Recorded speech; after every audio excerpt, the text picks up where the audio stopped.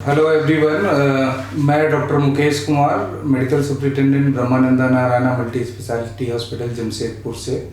आज हम लोग लाइव हैं। हमारे साथ हैं senior cardiologist doctor Abhay Krishna और senior cardiologist doctor Preeti Singhania. आज का हमारा जो विषय है वो ये है कि कार्डियोवास्कुलर डिजीजेज पे कितना इम्पैक्ट हुआ है इस कोविड महामारी का। तो स्टेज वाइज हम लोग जानने और समझने की कोशिश करेंगे कि क्या इस बीमारी के चलते जो भी कार्डियोवास्कुलर इवेंट्स हैं बढ़ गए हैं, या प्री एग्जिस्टिंग डिजीजेज जो हार्ट हृदय रोगी हैं उन पे कोविड एक बहुत बड़ा संकट बन के आया है। तीसरी हम लोग ये जानने की कोशिश करेंगे कि डॉक्टर जो हैं इस पेंडेमिक के सिचुएशन में क्या कठिनाइयाँ फील कर रहे हैं, और भी जो कुछ प्रश्न हैं विषयवार उसको हम लोग टैकल करेंगे इस सेशन में। तो मैं शुरू करना चाहूँगा डॉक्टर अभय कृष्णा के साथ कि सर प्लीज़ हमें ये बताएं कि अभी के पेंडेमिक के सिचुएशन में जो भी कोविड मरीज है या नॉन कोविड पेशेंट है और वो किसी हार्ट डिजीज रिलेटेड सिम्टम लेके आता है, तो ओपीडी बेसिस में आप उसको कैसे अभी मैनेज कर पा रहे हैं, इस पे हमें थोड़ा सा ब्रीफ करें। Good afternoon everybody. जैसा हम लोग देख रहे हैं, जो कोविड-19 है ये एक वैश्विक महामारी है और जिस तरीके से इसका इंसिडेंस बढ़ता जा रहा है, तो हमारे ओपीडी में जो भी पेशेंट आते हैं यह कहना बड़ा ही मुश्किल होता है कि उस पेशेंट को कोरोना है या नहीं है। तो सबसे पहला काम जो हम लोग ओपीडी में करते हैं वो पेशेंट की स्क्रीनिंग करना है। ऐसे पेशेंट जिसको फीवर है, जिसको कफ है, जिसको सांस लेने में दिक्कत हो रही है, हम लोगों का पहला पर्पस ये है कि हम लोग ऐसे पेशेंट को स्क्रीन करें, जो कि ओपीडी के बाहर ही हम लोग टेम्परेचर देख के पेशेंट को स्क्रीन करते हैं। और ऐसे पेशेंट का ट्रीटमेंट ऐसा नहीं कि ऐसे पेशेंट को ट्रीटमेंट नहीं देना है, ऐसे पेशेंट का ट्रीटमेंट हमें करना है, लेकिन ऐसे पेशेंट के अंदर में कोरोना निकलने की पॉसिबिलिटी ज़्यादा है। तो हमें पहला स्टेप पे जब पेशेंट इंटर करता है उसे स्क्रीन आउट करना है कौन सा ऐसा पेशेंट है जिसके अंदर में डिजीज़ की प्रोबेबिलिटी ज़्यादा है। इसके बाद फिर जब पेशेंट ओपीडी में आता है, क्योंकि बाहर जो भी क्वेश्चनिंग की जाती है वो एक नॉन मेडिकल पर्सन के द्वारा की जाती है, वो सिक्योरिटी पर्सन्स के द्वारा या फिर एक नॉन मेडिकल स्टाफ के द्वारा की जाती है। तो जब भी पेशेंट ओपीडी में फिर आता है तो हम लोग वापस से उससे वो पूछते हैं। कई बार पेशेंट फीवर की हिस्ट्री नहीं देता है, या पेशेंट के लिए जो कंप्लेन इंपॉर्टेंट होता है पेशेंट उसी को बताता है। मान लीजिए किसी पेशेंट को 10 दिन पहले बुखार हो और आज सीने में दर्द हो, तो ज़रूरी नहीं कि पेशेंट आपको फीवर के बारे में बताएगा, तो पेशेंट चेस्ट पेन के बारे में बताएगा आपको। लेकिन ऐसी स्थिति में भी हमें यह पता करना ज़रूरी होता है, उससे स्पेसिफिकली पूछना ज़रूरी होता है कि पेशेंट को 2-4 दिन पहले फीवर था या नहीं था, उसे सांस लेने में कोई दिक्कत थी या नहीं थी, उसे खांसी की दिक्कत है या नहीं है। इसके बाद हमें ध्यान देना है पेशेंट की कंडीशन कैसी है। जितने भी पेशेंट हैं जिनको बैठे बैठे दर्द हो रहा हो, ईसीजी में काफ़ी चेंजेज हैं, जिनको हार्ट अटैक हो गया हो, ऐसे पेशेंट को हमें जो प्रॉपर ट्रीटमेंट है वो देना है। ओपीडी के अंदर में आए या पेशेंट इमरजेंसी में आए, जो भी पेशेंट, जैसे कई बार पेशेंट हार्ट अटैक के ओपीडी में आते हैं लेकिन उनको इमरजेंसी ट्रीटमेंट की आवश्यकता होती है, तो ऐसे सारे पेशेंट के अंदर में इमरजेंसी ट्रीटमेंट को हम ऐसा नहीं कोरोना के फेज़ में डेफर कर सकते हैं।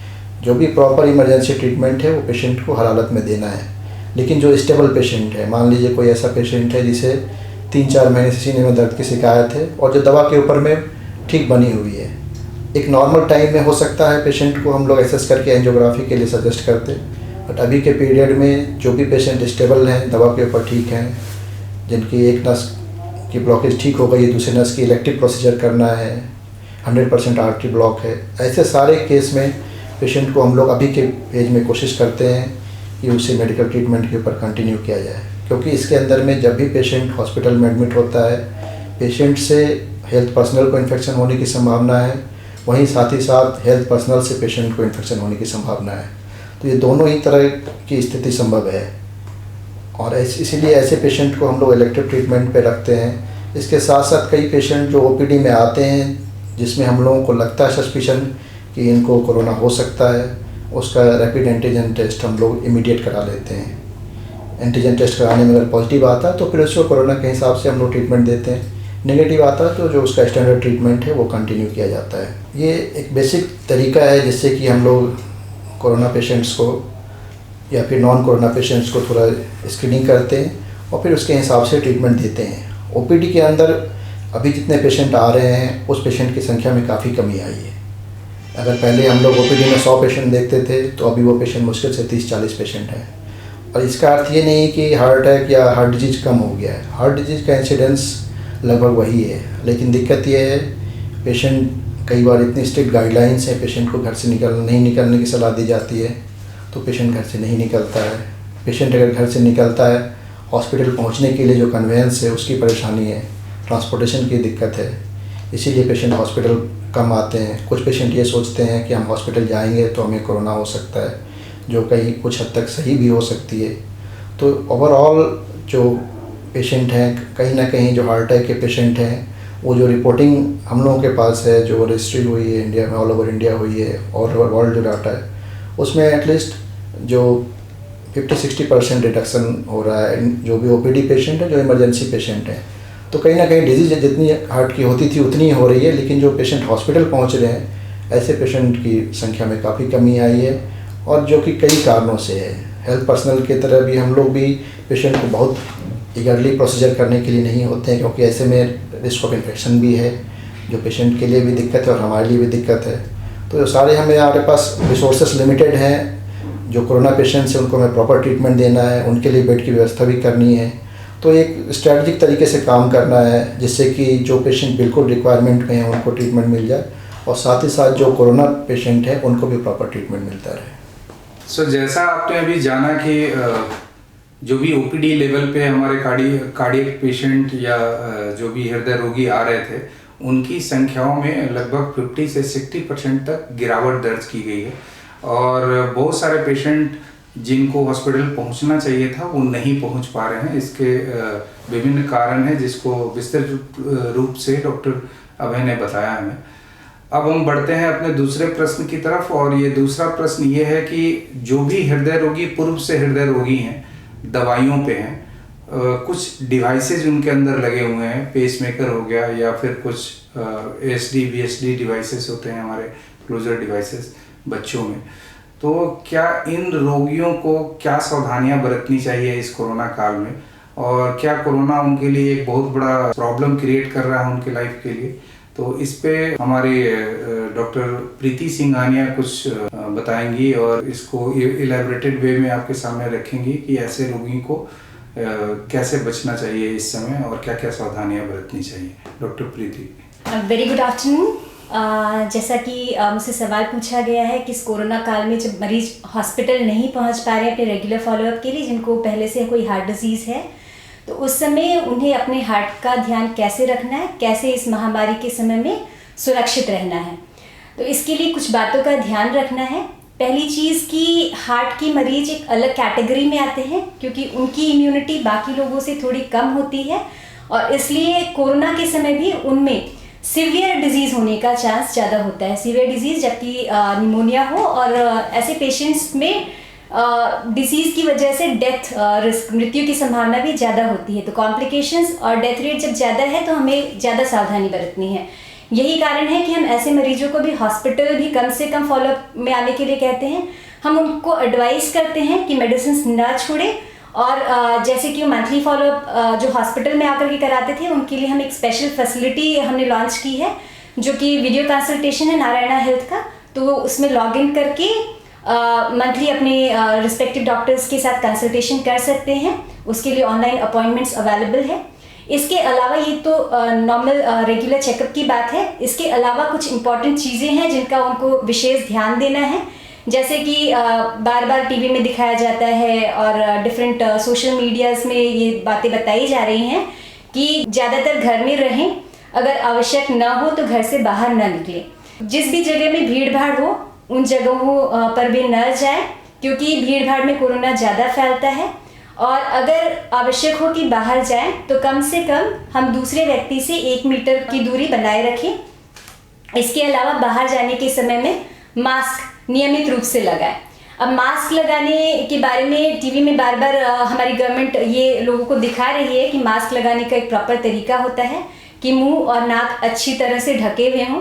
पर जो चीज़ हम अपने हॉस्पिटल में भी देखते हैं कि पेशेंट्स हमें दिखाने के लिए आते हैं, वो मास्क लगा करके आते हैं गवर्नमेंट की डर से कि बाहर में लोग उन्हें टोकेंगे, लेकिन जैसे वो हॉस्पिटल में घुसते हैं या स्पेशली डॉक्टर्स के चेंबर में, तो वैसे ही सबसे पहले बात करने से पहले वो अपना मास्क नीचे कर लेते हैं। या फिर लोग मास्क तो लगाते हैं, मास्क से केवल मुंह ढका हुआ होता है, नाक नहीं ढका हुआ होता है। इससे किसी और को प्रॉब्लम नहीं है, बल्कि उन लोगों को प्रॉब्लम है बिकॉज कोरोना वायरस आसानी से उनके अंदर प्रवेश कर सकता है। तो खुद को बचाने के लिए जरूरी है कि आपका मुंह और नाक अच्छे से ढका हुआ हो। ये इंस्ट्रक्शन केवल हार्ट पेशेंट्स के लिए नहीं है, बल्कि एक नॉर्मल आदमी के लिए भी है, क्योंकि ऐसा नहीं कि हार्ट के ही मरीजों को कोरोना वायरस का रिस्क है। एक नॉर्मल आदमी को भी कोरोना वायरस से उतना ही रिस्क है, बट कॉम्प्लिकेशंस के रिस्क हार्ट पेशेंट्स में ज़्यादा होते हैं। इसके अलावा नेक्स्ट इम्पॉर्टेंट चीज़ है कि इस कोरोना के समय में लोग अपनी डाइट और एक्सरसाइज पर विशेषकर ध्यान दें, ताकि उनका स्वास्थ्य और इम्यूनिटी अच्छे तरह से बना हुआ रहे। डाइट में अभी लोग क्या करते हैं, क्योंकि घर पे हैं तो ज़्यादा रिच फूड्स में इंटरेस्टेड रहते हैं कि हम बाहर तो जा नहीं रहे हैं, तो कम से कम घर पे क्या करें।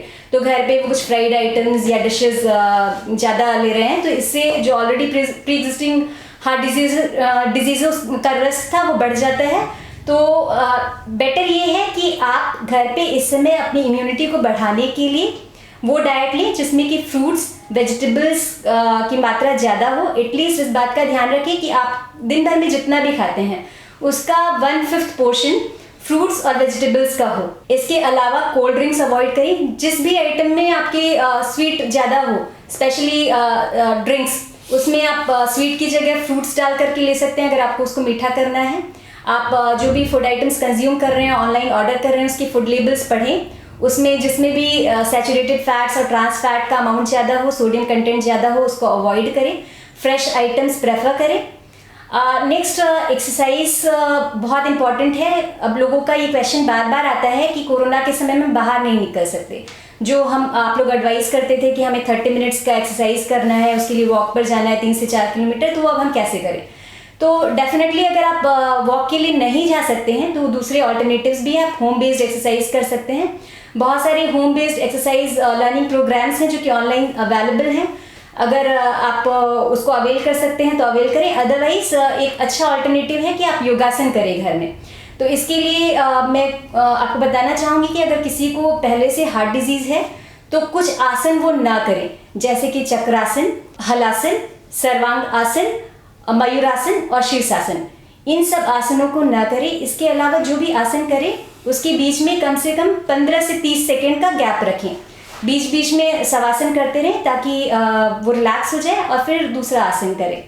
तो ज़्यादा स्ट्रेस ना लें और 30 मिनट्स का योगासन करें। जो हेल्दी इंडिविजुअल्स हैं उनको अपने हार्ट को हेल्दी रखने के लिए कुछ आसनों का नियमित रूप से वो आसन करने चाहिए, जैसे कि सूर्य नमस्कार, पश्चिम उत्तानासन, वृक्षासन, ताड़ासन। इसके अलावा भुजंगासन और जानुशिरासन भी अच्छे आसन हैं, तो इनको किया जा सकता है। कुछ लोग ये पूछते हैं कि कोरोना के समय में हम को अगर पहले से हार्ट प्रॉब्लम है और ये डिजीज़ ऐसी है जो कि लंग्स को अफेक्ट करती है, तो हम ब्रीदिंग एक्सरसाइजेस के रूप में प्राणायाम कर सकते हैं कि नहीं कर सकते हैं। प्राणायाम आराम से किया जा सकता है, लेकिन कुछ चीज़ों का विशेष ध्यान रखना चाहिए। जैसे कि प्राणायाम जनरली प्रेफरेबली मॉर्निंग आवर्स में करना चाहिए, जब आप उठते हैं बिना कुछ खाए हुए खाली पेट। लेकिन कुछ लोग शाम में करना चाहते हैं, तो उनके लिए ये ज़रूरी है कि आपके खाना खाने के बाद में प्राणायाम के बीच में कम से कम 3 घंटे का मिनिमम गैप हो। इसके अलावा कुछ प्राणायाम हार्ट डिजीज़ के पेशेंट ना करें, जैसे कि कपालभाति। और जिस भी प्राणायाम में जब आप सांस छोड़ते हैं तो उसको काफ़ी धीरे धीरे छोड़ें। कभी भी अगर आपको प्राणायाम करते समय ऐसा लग रहा है कि आपको सांस में तकलीफ हो रही है, उसी समय रुक जाए और लेट करके शवासन करें कम से कम 15 से 20 मिनट। अगर आप योगासन और प्राणायाम दोनों का नियमित अभ्यास करते हैं तो ये कोशिश करें कि आप प्राणायाम योगासन के बाद करें, दोनों के बीच में कम से कम 15 से 20 मिनट का गैप रखें, उसमें शवासन कर लें। और जब आप प्राणायाम स्टार्ट कर रहे हो तो ये ज़रूरी है कि आप प्राणायाम किसी भी ट्रेंड टीचर के सामने पहले स्टार्ट करें, ताकि वो आपको गाइड करे कि आपको कितनी ब्रेथ होल्डिंग करनी है, कितनी नहीं करनी। क्योंकि बहुत सारे लोग ब्रेथ होल्डिंग करने लगते हैं और अचानक से उनकी जो हार्ट एलिमेंट होती है वो एग्रवेट हो जाती है। तो इन सब बातों का विशेषकर ध्यान रखें। इसके अलावा दूसरी इंपॉर्टेंट प्रॉब्लम जो इस कोविड के टाइम में है कि लोग कहते हैं कि स्ट्रेस बहुत होता है, और स्ट्रेस की वजह से वो क्या कर रहे हैं कि उनका अल्कोहल कंजम्पशन और स्मोकिंग बढ़ गया है, क्योंकि वो कहते हैं कि ये एक तरीका है कि हम स्ट्रेस से कोप अप कर सकते हैं। तो ये एक अच्छा तरीका नहीं है, स्पेशली हार्ट डिजीज़ के पेशेंट्स के लिए। अगर वो स्मोकिंग करते हैं या अल्कोहल लेते हैं तो उनके हार्ट को और फर्दर रिस्क होता है। तो आप स्ट्रेस रिलीव करने के लिए दूसरे ऑल्टरनेटिव्स यूज़ करें, मेडिटेशन करें, अपने जो रिलेटिव्स हैं या फ्रेंड्स हैं उनसे बराबर कम्युनिकेट करते रहें फ़ोन पर या दूसरे सोशल नेटवर्क्स पर, बट स्मोकिंग और अल्कोहल इसका ऑल्टरनेटिव नहीं होना चाहिए। अभी हमने जाना कि जो भी प्री एग्जिस्टिंग हार्ट डिजीज़ के पेशेंट हैं उनको कैसे रहना है, क्या क्या करना है, खान पान संबंधी क्या क्या उनको सावधानियां बरतनी है, किस तरह के योग और जो भी योग की मुद्राएं हैं वो कौन सा कर सकते हैं और नहीं कर सकते हैं, इस पे डॉक्टर प्रीति ने काफ़ी विस्तृत रूप से आप लोगों को बताया। अब हमारे पास ये एक बहुत ज्वलंत प्रश्न है कि अगर हृदय रोग से कोई सिम्टम, अगर आपके किसी भी परिवार के बुजुर्ग व्यक्ति या घर के किसी भी आम आदमी को अगर ये हृदय रोग संबंधी कोई सिम्टम होता है तो वो क्या करे, हॉस्पिटल आए कि ना आए, सिम्टम को कितनी देर बर्दाश्त करे, और अगर उसको हार्ट अटैक आता है, जनरली जो हार्ट अटैक से हम ये जानते हैं कि एक आम बोलचाल की भाषा में कहते हैं कि सीने में दर्द होना, पसीना आना और उल्टी आना। तो ये 3 जो लक्षण हैं जनरली इसको माना जाता है कि ये हार्ट या हृदय घात या मायोकार्डियल इन्फार्क्शन जिसको हम लोग कहते हैं, हार्ट अटैक आना, तो उसके ये 3 प्रमुख लक्षण हैं। तो ऐसे अगर किसी व्यक्ति को सिम्टम हो रहा है या लक्षण आ रहे हैं तो क्या उन्हें इमीडिएट अस्पताल आना चाहिए कि नहीं आना चाहिए, या इस कोरोना काल में घर में ही रहना चाहिए और डॉक्टर से टेलीफोनिक कंसल्टेशन या किसी अन्य माध्यम से इलाज कराना चाहिए। तो doctor Abhay please elaborate this issue कि अगर किसी को इस तरह के सिम्टम जैसे कि सीने में तेज दर्द और पूरा पसीना आना, तेज पसीना आना, सांस फूलना और फिर गिडनेस भी हो सकता है ऐसी स्थिति में, जो सामान्य चक्कर जिसको हम लोग बोलते हैं, तो इस स्थिति में क्या वो उन्हें कोरोना काल में हॉस्पिटल आना चाहिए कि नहीं आना चाहिए? देखिए, हार्ट अटैक हमेशा से एक इमरजेंसी रही है, चाहे वो कोरोना काल हो या नॉर्मल पीरियड हो। और जब हम कहते हैं सीने में दर्द की बात करते हैं, कई बार ऐसा होता है सीने में दर्द हुआ जो 1 मिनट 2 मिनट में खुद से ठीक हो गया। कोई काम कर रहे हैं तब सीने में दर्द हुआ और काम करना छोड़ दिया, रुक गए, फिर 2 मिनट में ठीक हो गया। तो हमें सबसे पहले लोगों को ये समझाना है कि किस तरह और कितनी देर का दर्द सीने में होना इम्पॉर्टेंट है, जिसमें कि तुरंत हॉस्पिटल पहुंचने की ज़रूरत है। घर के अंदर में ईसीजी करना पॉसिबल नहीं है। आज के टाइम में सबसे अच्छा होगा घर में एक डिजिटल बीपी इंस्ट्रूमेंट रखें, जिससे आप ब्लड प्रेशर रिकॉर्ड कर सकें, हार्ट रेट रिकॉर्ड कर सकें। अगर बैठे बैठे सीने में दर्द हो रहा है, ऐसा दर्द जो कि दर्द की सीवियरिटी कितनी है, एक पेशेंट जिसे चलने से सीने में दर्द होता था और आज वो बैठे बैठे दर्द हो रहा है जिसमें पसीना आ रहा है और वो दर्द काफ़ी ज़्यादा है पहले के दर्द की अपेक्षा। तो ऐसे में सचेत होने की ज़रूरत है। दर्द अगर 5 मिनट 10 मिनट से ज़्यादा लंबा चल रहा है, हम लोग सभी पेशेंट हार्ट डिजीज पेशेंट को सलाह देते हैं, अगर आपका ब्लड प्रेशर चेक करिए ठीक है तो एक सॉर्बिट्रेट की गोली जीभ के नीचे ले लीजिए। तो अगर आपने एक सॉर्बिट्रेट की गोली ले ली और उसके बाद भी दर्द ठीक नहीं हो रहा है, 1 या 2-3 गोलियां भी कई बार लोग ले लेते हैं 5-5 मिनट के अंतर पे, तो सॉर्बिट्रेट की गोली लेने के बाद भी दर्द ठीक नहीं हुआ, अचानक से पेशेंट को दर्द हुआ और पेशेंट बेहोश हो गया, तो ये सब ऐसी सिचुएशन है जिसके अंदर में डायबिटीज़ पेशेंट के अंदर में गैस बनने की टेंडेंसी बहुत ज़्यादा हो रही है, जिसका और कोई कारण नहीं है। पेशेंट बिल्कुल खाना पीना ठीक है और बहुत गैस बन रहा है, बहुत बेचैनी छटपटाहट हो रही है। ओल्ड एज पेशेंट में कई बार बहुत माइनर सिम्टम्स में हार्ट अटैक होता है। तो घर बैठकर सबसे पहले तो ये एसेस करना ज़रूरी है, लेकिन अगर कुछ समझ में नहीं आए तो आप सीधे हॉस्पिटल चले आइए। इस सिम्टम को कभी इग्नोर नहीं करना है। हम लोग ये देखते हैं, लोग डरे रहते हैं कि हम हॉस्पिटल चले जाएंगे तो हमें कोरोना इन्फेक्शन हो जाएगा, हमारा प्रॉपर से इलाज नहीं होगा। ऐसी बात नहीं है। हमें ये सबसे पहले ये समझना होगा हार्ट अटैक की मॉर्टेलिटी कितनी है, कोरोना की मॉर्टेलिटी कितनी है। कोरोना होने से लगभग 85% लोगों को कोई खास सिम्टम नहीं होता है, हार्डली 2 से 3% की मॉर्टेलिटी है।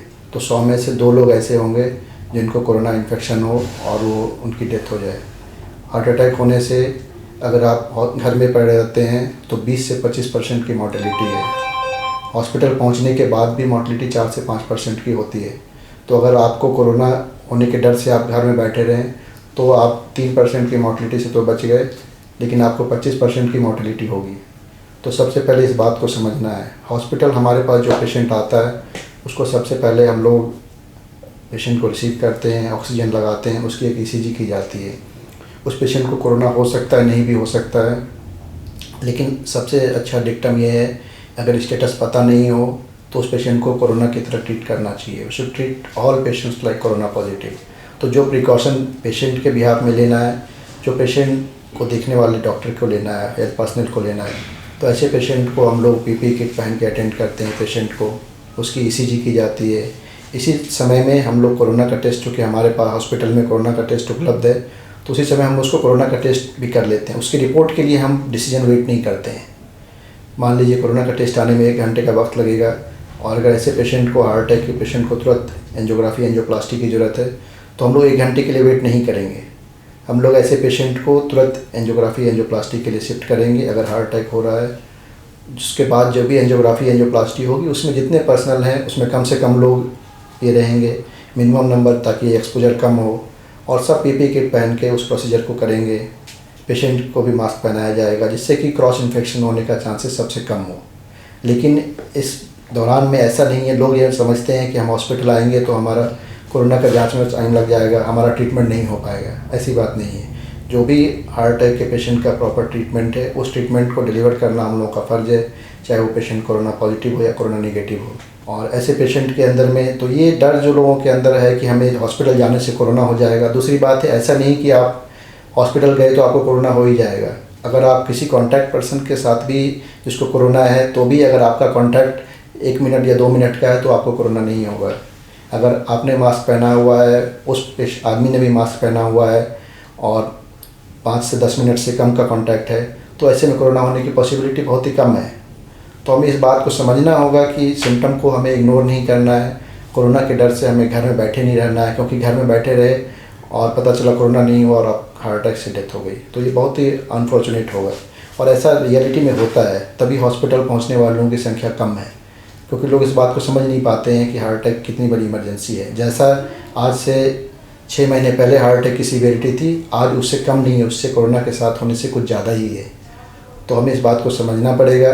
पहले भी जैसे लोग हार्ट अटैक होने से तुरंत हॉस्पिटल आते थे, आज भी लोगों को हॉस्पिटल आना होगा, लेकिन साथ में सारे प्रिकॉशन लेने हैं। सोशल डिस्टेंसिंग, मास्क पहनना, ये सब चीज़ें करना ज़रूरी है।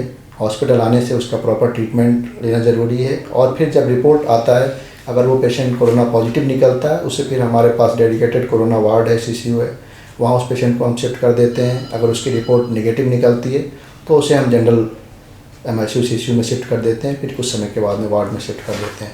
लेकिन जो स्टैंडर्ड लाइन ऑफ ट्रीटमेंट है उसमें कोई बदलाव नहीं आता है। दूसरी बात जो कि इम्पॉर्टेंट है वो ये समझने की है, जो मेडिकल टेक्नोलॉजिकल टर्म से ये है कि पहले जब कोई पेशेंट हार्ट अटैक आता है तो उस पेशेंट को हमारे पास 2 ऑप्शन होता है, उसे तुरंत एंजियोग्राफी एंजियोप्लास्टी करना, दूसरी उसे थ्रोम्बोलिटिक थेरेपी देना, एक दवाई देना जिससे कि खून पतला हो जाता है, जिससे हार्ट अटैक ठीक हो सकता है। तो पहले ये टाइमिंग 60 मिनट्स की होती थी। जैसे कोई पेशेंट हॉस्पिटल आया और वहाँ से उसे प्रोसीजर करने में जो टाइम लगा वो 60 मिनट होता था। लेकिन अभी के टाइम में चूँकि पेशेंट को हॉस्पिटल आने में भी टाइम लगता है, हॉस्पिटल के अंदर इंटर करने के बाद में बाकी सारी चीज़ों में टाइम लगता है, इसीलिए इस ड्यूरेशन को प्रैक्टिकली 60 मिनट अचीव करना बहुत मुश्किल होता है। तो इसीलिए इस ड्यूरेशन को हम लोगों ने अभी जो गाइडलाइंस है उसके हिसाब से 120 मिनट से वो 2 घंटा हो गया है। तो हमें प्रैक्टिकल चीज़ों को भी देखना पड़ेगा कि पेशेंट को हॉस्पिटल आने में भी दिक्कत हो सकती है, उसमें भी देर हो सकती है। और अगर ऐसा लगता है कि ये टाइमिंग ज़्यादा लगेगा, कैथ लैब के लोगों को आने में ज़्यादा वक्त लगेगा, एंजियोप्लास्टी में ज़्यादा वक्त लगेगा, तो ऐसे पेशेंट को जो दवाई है वो दी जाती है। जैसे कोई पेशेंट पेरीफेरी में है, उसे हॉस्पिटल ट्रांसपोर्टेशन की मुश्किल होगी अभी के टाइम में, जो कि प्रैक्टिकली ऐसा होता है, तो उस पेशेंट को खून पतला करने की दवाई दी जाती है। दवा देने के बाद में फिर उस पेशेंट को वापस से ऐसे हॉस्पिटल में शिफ्ट कर दिया जाता है जहाँ की हार्ट अटैक के पूरे इलाज की सुविधा हो। तो ऐसे समय में हमें थोड़ा सा ट्रीटमेंट को प्रैक्टिकल अप्रोच देना पड़ेगा, थोड़ा सा उसमें मॉडिफिकेशन करना पड़ेगा। लेकिन जो बेसिक लाइन ऑफ ट्रीटमेंट है, जो स्टैंडर्ड ट्रीटमेंट है, वो जैसा कोरोना के पहले था अभी भी है। जो हार्ट अटैक की सीवियरिटी कोरोना के पहले थी, जो मॉर्टेलिटी थी, वो अभी भी है। तो मैं सब लोगों से कहना चाहूँगा कि इस तरह का कोई भी सिम्टम होने से आप हॉस्पिटल आने में हिचकिचाएँ नहीं। हॉस्पिटल में इस तरह के सारे इलाज की व्यवस्था है, जिसके अंदर में पेशेंट को सारी तरह से प्रिकॉशन रखा जाता है। और इस चीज़ को बिल्कुल सीरियसली लेना है। आप हॉस्पिटल आइए, जो प्रॉपर ट्रीटमेंट है वो पेशेंट को मिलना ही चाहिए, और ऐसा ट्रीटमेंट के लिए हम लोग के यहाँ सारी व्यवस्था है। सो अभी हमने डॉक्टर अभय से जाना कि अगर हार्ट या हृदय रोग से कोई भी सिम्टम, हृदय रोग का कोई भी सिम्टम आपके स्वयं को या परिजनों को होता है तो हिचकिचाए नहीं, बिल्कुल ना घबराएं और हॉस्पिटल की जल्दी से आएँ, जिससे कि डॉक्टर अपना उपचार जल्दी से शुरू कर पाए और आपके मरीज की जान बचाई जा सके। तो अभी भी हमारे पास हृदय रोगियों की जो संख्या है वही है और मोर्टेलिटी भी उतनी ही हाई है, लेकिन हॉस्पिटल तक बहुत सारे रोगी नहीं पहुंच पा रहे हैं। इसके बहुत सारे कारण हैं, लॉकडाउन, व्हीकल का नहीं उपलब्ध होना और फिर कोरोना स्क्रीनिंग और बहुत सारे प्रोटोकॉल्स। तो ये सारा चीज़ है, लेकिन इसी में हम लोग अपना काम कर रहे हैं और जो भी रोगी हमारे यहाँ पहुँचते हैं उनका त्वरित इलाज किया जाता है, जिससे कि उनकी जान बचाई जा सके। अब 29 सितंबर 29 सितंबर को वर्ल्ड हार्ट डे मनाया जा रहा है। इस पे भी एक छोटा सा ब्रीफ हमारी doctor cardiologist doctor Preeti Singhania देंगी और एक टेक होम मैसेज मैडम के द्वारा कि हम इस वर्ल्ड हार्ट डे पे क्या करें और कौन सा चीज़ों का पालन करें जिससे हम अपने हार्ट को हेल्दी और सुरक्षित रख पाएँ। डॉक्टर प्रीति, इस वर्ल्ड हार्ट डे में अपने हार्ट को सुरक्षित करने के लिए जो टेक होम मैसेज मैं देना चाहूँगी वो ये है कि एक हार्ट हेल्दी डाइट जिसमें कि फ्रूट्स और वेजिटेबल्स ज़्यादा हो वो कंज्यूम करें, नियमित रूप से एक्सरसाइज करें कम से कम 30 मिनट प्रतिदिन और इसके अलावा stay home, stay safe. Thank you.